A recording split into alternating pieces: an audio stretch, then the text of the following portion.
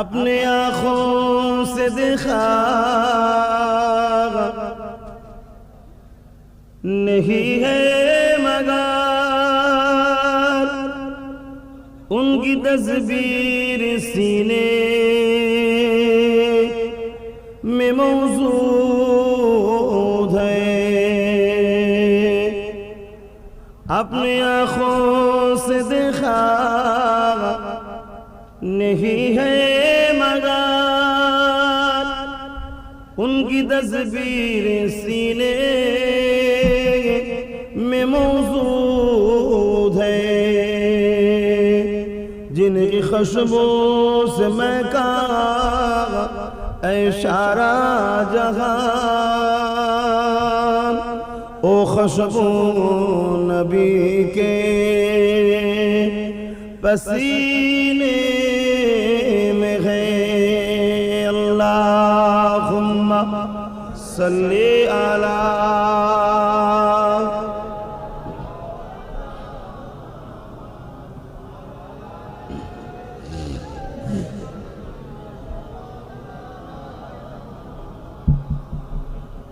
کلمہ لا الہ الا اللہ، لا الہ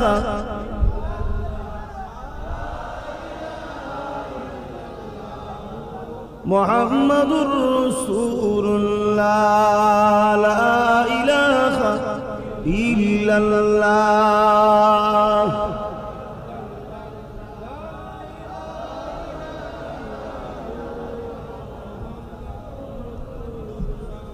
حسبی ربی جل اللہ ما فی قلبی خیر اللہ، نور محمد صلی اللہ حق لا الہ لا الہ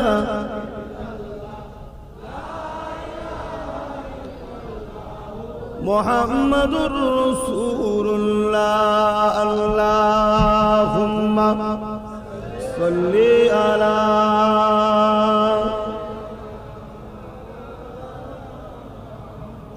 وعلی آلہ.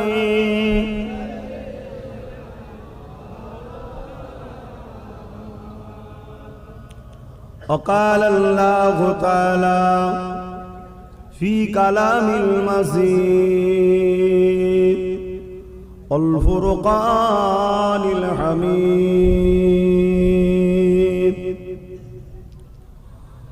وما خلقت الجن والانس الا ليعبدون.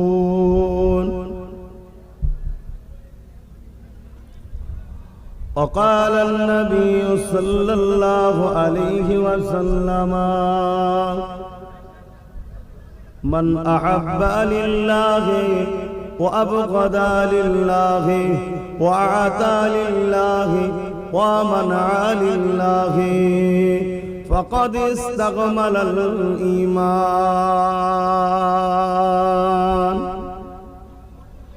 আমার আব্বা, আমার ভাইরা, আমার আম্মা, আমার বোনেরা, আমার প্রিয় দেশবাসীগণেরা, আমি ইসলাম ধর্মের অনুসারী, আমি মুসলমান, আমি ভারতীয়। ঊনবিংশ শতাব্দীর যুগশ্রেষ্ঠ ফকি, যুগশ্রেষ্ঠ সাধক, যুগশ্রেষ্ঠ আলেম, যুগশ্রেষ্ঠ ওলি, যুগশ্রেষ্ঠ কুতুব, মুজাদ্দিদুজ্জামান আল্লামা সৈয়দ আবু বকর সিদ্দিক স্বাধীনতা সংগ্রামী, তিনার চতুর্থ প্রজন্ম আমি পীরজাদা আব্বাস সিদ্দিকী। এসেছি সংক্ষেপ সময় কোরআন সুন্নাহর আলোকে গুটি কথক আলোচনা। কোরআন টোটাল মনুষ্য জাতির জন্য গাইড বুক, হুদাল লিন্নাস, মনুষ্য জাতির হিদায়াতের রাস্তা দেখাবার জন্য কোরআনকে সৃষ্টিকর্তা শতশেষ ধর্মীয় গ্রন্থ হিসাবে পাঠিয়েছে। বলুন সুবহানাল্লাহ। ধর্ম ছাড়া মানুষ নেই, ধর্ম ছাড়া মানুষ কখনো সঠিক পথ পেতেও পারে না। ইসলাম সৃষ্টিকর্তার মনোনীত ধর্ম, পছন্দনীয় ধর্ম। সেই ইসলাম ধর্ম আদম আলাইহিস সালাম থেকে নিয়ে মুস্তাফা জানে রহমত পর্যন্ত যুগে যুগে যুগে যুগে শিক্ষক হিসাবে নবী রাসূল পয়গম্বর পথ প্রদর্শকদের ঘরে পাঠিয়েছেন এবং আসমানি কিতাবও পাঠিয়েছেন।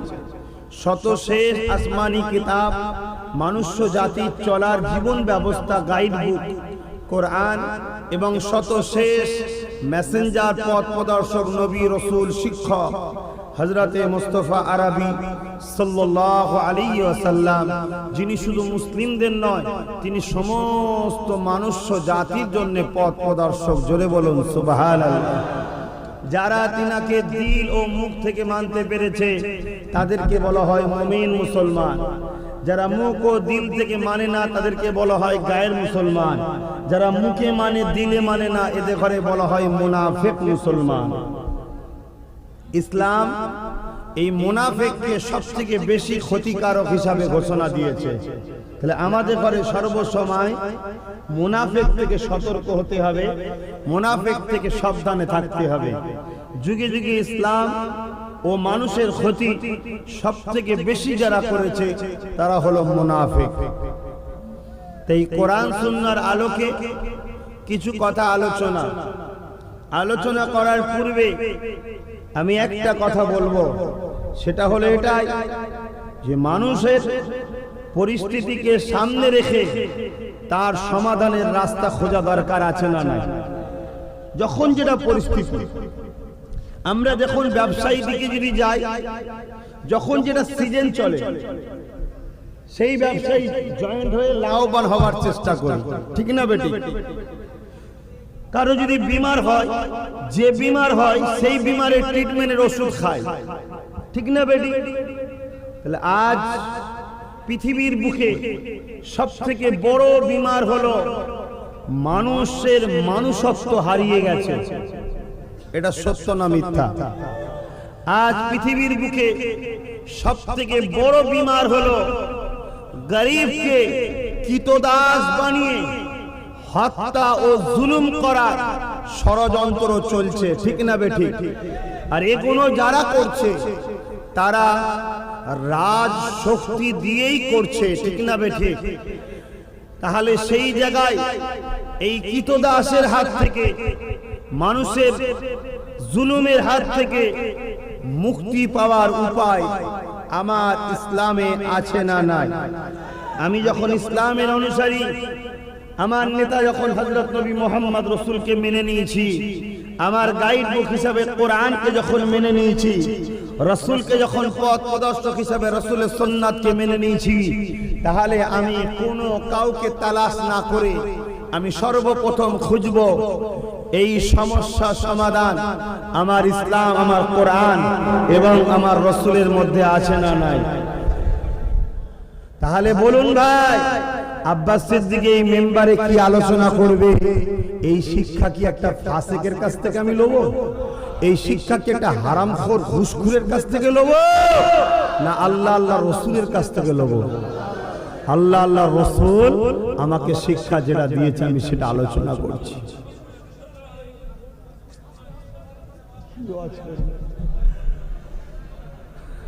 আল্লাহ আমার নবী পাকে পাঠিয়েছেন, দুনিয়া জমিনে পাঠিয়ে কোরআনে জানিয়ে দিলেন, মাতাকুমুর রাসূল ফাখুযুহু ওয়া মা নাহাকুম আনহু ফান্তাহু। এ দুনিয়া মানুষেরা, আমি তোমাদের স্রষ্টা, তোমাদের রব, তোমাদের সৃষ্টিকর্তা জানিয়ে দিলাম, তোমাদের জন্য আমি আমার পক্ষ থেকে মেসেঞ্জারকে পাঠিয়েছি, আমি আমাদের পক্ষ থেকে রাসূলকে পাঠিয়েছি, আমি আমার পক্ষ থেকে পথ প্রদর্শককে পাঠিয়েছি, আমি আমার পক্ষ থেকে গাইডম্যানকে পাঠিয়েছি। কে তিনি? তিনি হলেন মুহাম্মাদুর রাসূল। এ বিশ্বের মানুষেরা, আমি তোদের স্রষ্টা, তোদের সৃষ্টিকর্তা, তোদেরকে জানিয়ে দিলাম, তোরা মুহাম্মদ রাসূলের আদেশকে মেনে নিবি, মুহাম্মদ রাসূলের নিষেধকে ছেড়ে দিবি।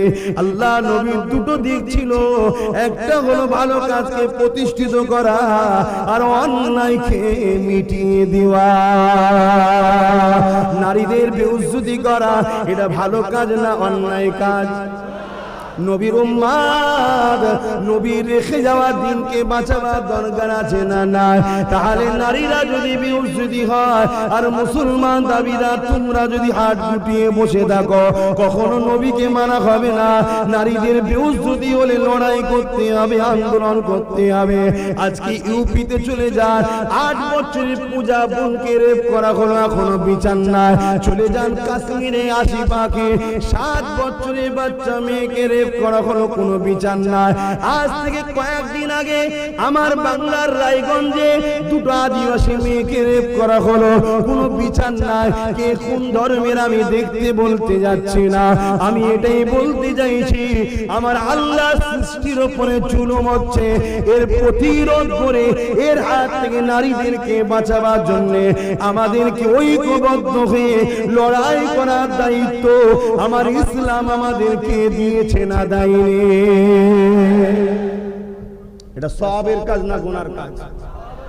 তা আমার কাছে কথা হচ্ছে, যে লোকটা যে পাওয়ারে আমাদের নারীদের উপরে অত্যাচার করছে, তো ওই লোকটাকে ওই পাওয়ার দিয়ে দমন করা দরকার তো নাকি? জ্বর হয়েছে আর পেট যন্ত্রণার ওষুধ খেলে জ্বর ছাড়বে?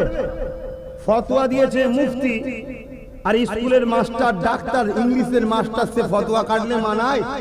তাহলে যারা রাজ শক্তি নিয়ে নারীদের উপরে জুলুম করছে, তাদের হাত থেকে নারীদেরকে বাঁচাতে গেলে আমার নবীর উম্মতদের মধ্যে ভালো ভালো লোককে রাজ শক্তি দখল করা দরকার আছে না নাই? মাথায় ঢুকছে কথাটা? হ্যাঁ বাবেরা, নওজোয়ান তরুণেরা, এ আমার নবী পাকের প্রেমিকেরা, আদর্শ তৈরি করো, ভালো মানুষ হয়ে যাও। আল্লাহ নবী দুটো দিক ছিল, একটা হলো অন্যায়কে প্রতিষ্ঠিত করা, আর একটা হলো অন্যায়কে খতম করা। একটা হলো ন্যায়ের দিকে মানুষকে টানা, আর একটা হলো অন্যায় থেকে মানুষকে দূরে রাখা। আল্লাহর কোরআন জানিয়ে দিল, কুনতুম খায়রা উম্মাতিন উখরিজাত লিন-নাসি তা'মুরুনা বিল মা'রুফ ওয়া তানহাউনা আনিল মুনকার। আল্লাহ তোমাদেরকে কি ঘোষণা দিয়েছে দেখো। আমি আব্বাস সিদ্দিক ঘোষণা করছি না, আমার আল্লাহর ঘোষণা শুনে রেখে দাও। আমি তোমাদেরকে শ্রেষ্ঠ উম্মত বানিয়েছি, তোমরা দুনিয়া জমিনে ভালো কাজ করবে, মানুষকে ভালো দিকে টানবে, খারাপ কাজ থেকে নিজে দূরে থাকবে, এবং দুনিয়ার মানুষকে খারাপ কাজ থেকে দূরে রাখার চেষ্টা করবে। এটা কার হুকুম? কোরআন, আল্লাহর হুকুম। ভালো কাজের দিকে আদেশ করো, ডাকো, নিজে থাকো এবং খারাপ কাজ থেকে দূরে থাকো, মানুষকে খারাপ কাজ থেকে টানো।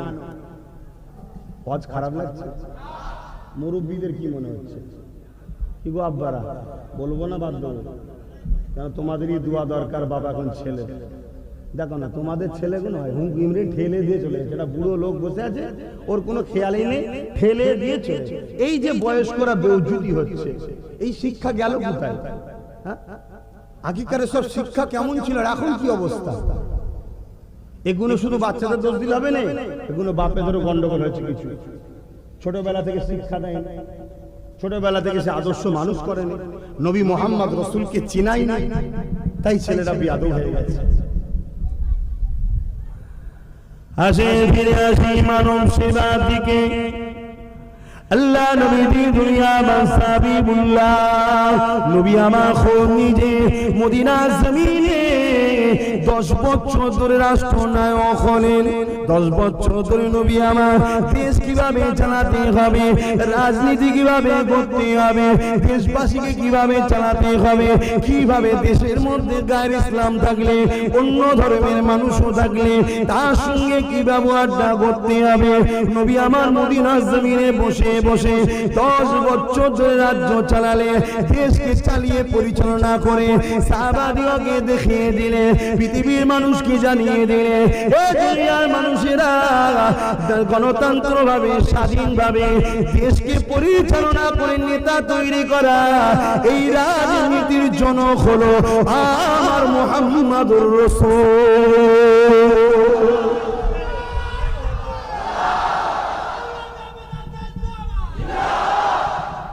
এটা গল্প বললাম না, যদি প্রমাণ চান তাও দেখাবো। আজকে কিছু বই দেখাবো। শরিয়ত ইসলাম বলে একটা পত্রিকা দাদা হুজুর খলিফা লিখেছেন, তাতেও এই কথাটা তুলেছেন। কথা বুঝে আসছে? মেনে নিতে পারছেন? মেনে নিতে পারছে?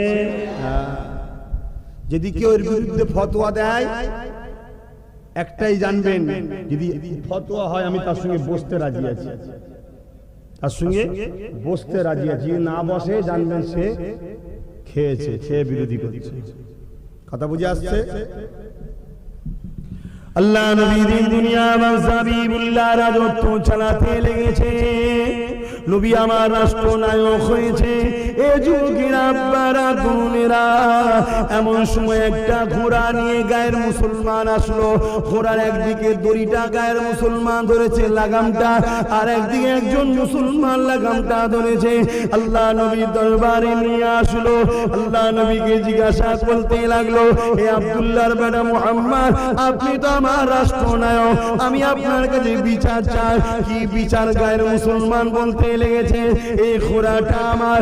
মুসলমানটা জোর করে তার দাবি করছে, আর মুসলমানটা বলতে লাগলো, হুজুর এই ঘোড়াটা আমার। আল্লাহ নবী কি বলেছিলেন? বাবা তোমার ঘোড়া, তুমি প্রমাণ দাও। আর গায়ের মুসলমানকেও বললেন, বাবা তোমার ঘোড়া, তোমারও সপক্ষে দলিল দাও, প্রমাণ দাও। প্রমাণ দিতে লাগলো, দিতে দিতে নবী আমার প্রমাণ নিতে লেগেছে, শুনতে লেগেছে। আল্লাহ নবী ফয়সালা করে দিল, এ বাবা প্রমাণের দিক দিয়ে শক্তপোক্ত হলো গায়ের মুসলমানের। অতএব ঘোড়াটা গায়ের মুসলমানের। ইনসাফ ইনসানিয়াত ইসলাম শিখিয়েছে। এখানে কম দেখা হয় না, জাত দেখা হয় না, এখানে দেখা হয় শুধু সত্য নাই দেখা হয়।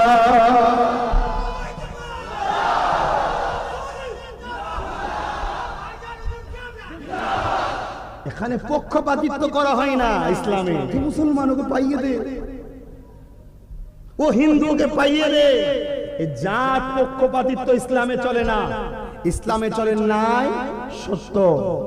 অতএব প্রমাণে নাই সত্য প্রমাণ হয়েছে। দলিলের দিক দিয়ে গায়ের মুসলমান, তাই রাসূল বলল ঘোড়াটা ওর। কিন্তু মুসলমানের বিচারটা ঠিক পছন্দ হলো না। মানে সবে তো ইসলামে ঢুকেছে রে বাবা, সেই জাহিলিয়াতের খসলত রয়ে গেছে। জাহিলিয়াতে বুঝতে পারছেন না, আবু জেহেলের পিরিয়ডে কি হতো? লুটপাট, মারপাট, কেটে লিয়া, যার জোর বেশি সে দখল করতো। সেই খসলত তো রয়ে গেছে। রাসূল তো সবে শিক্ষা দিয়েছে, সবে ঢুকেছে। হযরতে ফারুক আজমের কাছে গেছে যে আমি ফারুক। হযরত ওমর ফারুক পড়া সবাই বলে না, কে বলেছে করা?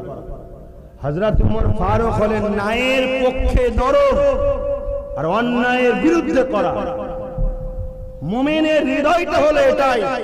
মুমিন কখনো অন্যায়ের কাছে নরম হয় না, আর ন্যায়ের কাছে কখনো কঠোর হয় না। এটা হলো মুমিনের বৈশিষ্ট্য। আমাকে অনেক উল্টো পাল্টা বলে, এ বড্ড কড়া লোক, হ্যান লোক, ত্যান লোক। ভাই মুমিনের খসলত হওয়া দরকার। এটা অন্যায় করা হবে আর ন্যায়েতে নরম হবে, এটা মুমিনের বৈশিষ্ট্য। হযরতে ফারুক আজম তিনার কাছে যখন গেছে, ফারুক আজম বলছে বিচার কার কাছে গিয়েছিল আগে? বলছে আল্লাহ রাসূলের কাছে গিয়েছিলাম। নবী ঘোড়াটাকে আমি মুসলমান, আমাকে না পাইয়ে ওই গায়ের মুসলমানটাকে দিয়েছে। হযরত ওমর বলছে বেত নিয়ে এসেছে, তাকে বেতের আঘাত করছে আর বলছে শোনো, ইনসাফ ন্যায় বিচার প্রতিষ্ঠিত আমার মুহাম্মদ রাসূলের কাজ। জোরে বলুন সুবহানাল্লাহ। এখানে কোনো পক্ষপাতিত্ব চলে না। অতএব ন্যায় বিচারকে যে মানে না তারও শাস্তি আছে। অতএব আমার দেশের সংবিধান সর্বসময় ন্যায়ের পক্ষে চলে, কিন্তু দুঃখের বিষয় বর্তমান সময় আজকে একদল লোক রাজ শক্তি দিয়ে আমার দেশের সংবিধানকে তাকে তুলে রেখে নিজেদের গুন্ডাগিরি রাজত্ব চালাচ্ছে। এদেরও শাস্তির দরকার আছে না? তুমি যদি মুসলমান হও, এদেরকে গণতান্ত্রিক পদ্ধতিতে পদচ্যুত করা, এটাই হলো সবথেকে বড় শাস্তি, ঠিক না বেটি? আর যদি সেই অন্যায় তুমি পক্ষপাতিত্ব করো, সেই অন্যায়কে বকলমে সাপোর্ট করো, তৈরি থেকো।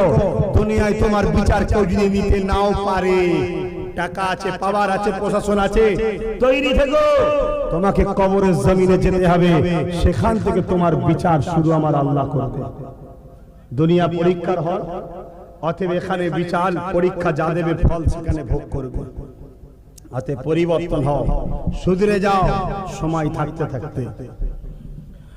আল্লাহ নবী দিন দুনিয়া বাদশা হাবিবুল্লাহ জনাবে মুহাম্মদ রাসূলুল্লাহ তিনি তিনার রাজত্বকালেতে নারীকে প্রতিষ্ঠিত করেছিলেন। এই যুবকেরা তরুণীরা তিনার 10 বছর রাজত্ব আমলেতে একটা নারী ধর্ষিতা হয়নি। তিনার 10 বছর রাজত্ব আমলে কোন গরিবের উপর জুলুম হয়নি। তিনার 10 বছর রাজনীতির ইতিহাসে পাওয়া যাচ্ছে কোন মানুষ চুরি ডাকাতি করতে পারেনি। তিনার 10 বছর রাজনীতির ইতিহাসে রাজ্যের মনে কোনো ফিতনা ফাসাদ হয়নি। এ মুস্তাফা জানে রহমতের মাননেওয়ালারা আসুন চলে আসুন। আল্লাহ নবী দুনিয়া জমিন থেকে পর্দা নিবার পরে আখিরাতের রাস্তায় রওনা দেওয়ার পরে এমন সময় দেখা যায় কে এবারে রাজনীতির দখলটা করবে, কে খলিফা হবে, কে নেতা হবে, কে ইমাম হবে, কে শাইখ হবে, কে বাদশা হবে, কে চালাবে অর্ধেক পৃথিবীকে। এমন সময় দেখা যায় সাহাবাদের মধ্যে ভোটাভুটি শুরু হয়ে গেল।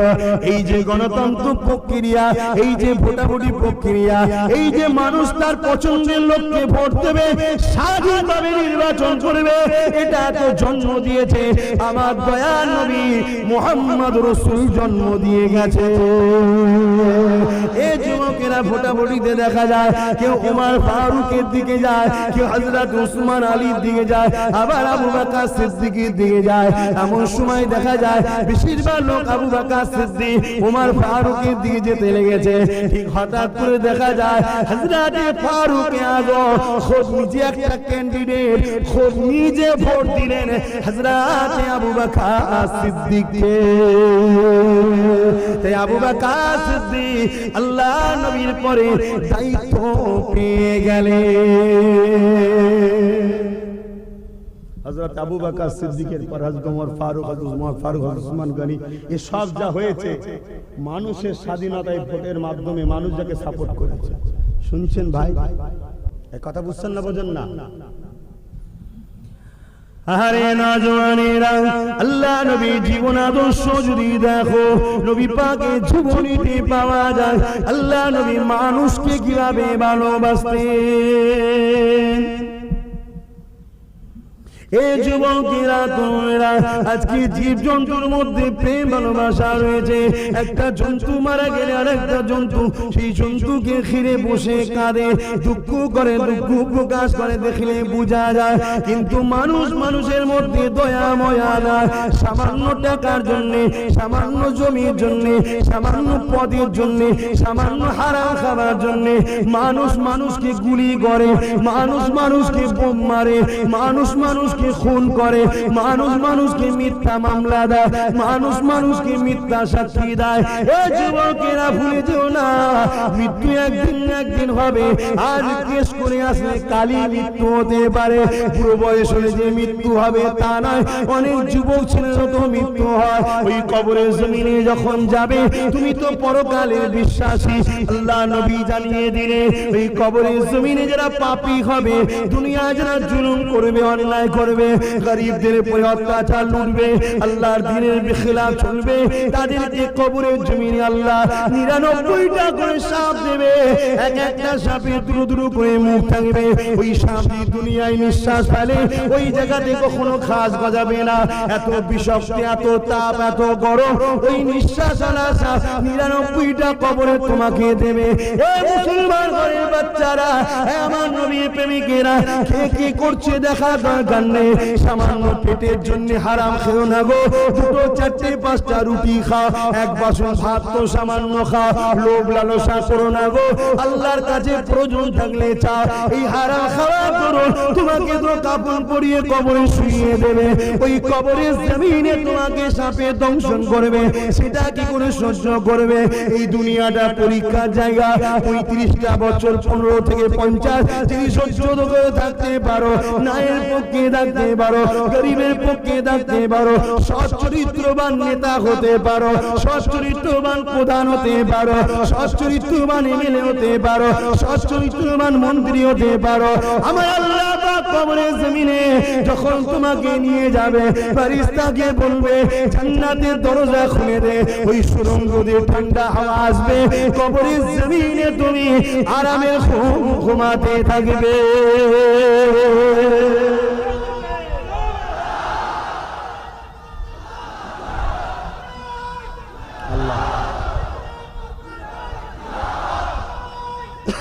সাল্লাল্লাহু ভাইয়ের আমার, আমি ভালোবাসি বুঝাচ্ছি। নেতা হন, কে মানা করেছে? প্রধান হন, গ্রাম মেম্বার হন, এমএলএ হন, মন্ত্রী হন, কে মানা করেছে? দুটো দিক খেয়াল করুন। এক, কোরাইশের নেতৃত্ব মেনে হতে হবে, আর দ্বিতীয় হলো সৎ চরিত্রওয়ালা, নিজেকে ভালো লিডার হতে হবে। তাহলে দুনিয়াটাও ইজ্জত, ভালো সুখে শান্তি থাকলেন, এবং পরকালটা কবর থেকেও ভালো পাবেন। আর যদি এই দুটোর বেখেলাফ করেন তাহলে কি হবে? কোরাইশের নেতৃত্ব ছেড়ে চললে তাহলে কি হবে বুঝতে পারছেন? আখেরাত তাহলে তোমার বরবাদ হয়ে যাবে। বলতে বলতে অনেক সময় লেগে যাচ্ছে ভাই, আমি ওই দুটো কথা লাস্টে বলে বিদায় নেব। আমার ছেলেগুলো কোথায় গেল? গাড়ি থেকে একটু বইটা এনে দেবে না? এটা বই দেখিয়ে, প্রমাণ দেখিয়ে বলতাম একটু। আমার ছেলেগুলো কোথায় গেল? আছে না চলে গেছে? আমাকে ছেড়ে চলে গেছে? ও বই নিয়ে আসছে, একটু আসুন তো, একটু সালাত ও সালাম দিয়ে নি, তারপরে বইগুলো প্রমাণ দেখিয়ে দেবো। ইয়া নবী সালাম পড়িল আল্লাহ আরো বাণী, পোহালো দুঃখে রজনী, হইল জগৎ অনুরানী, আমিনার নয়নের মণি, নবী সালাম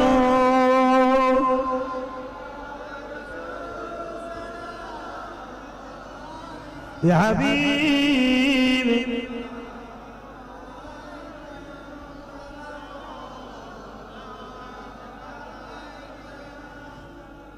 সকলে বসুন, দোয়া চাওয়া হবে। এই এনেছে এটা।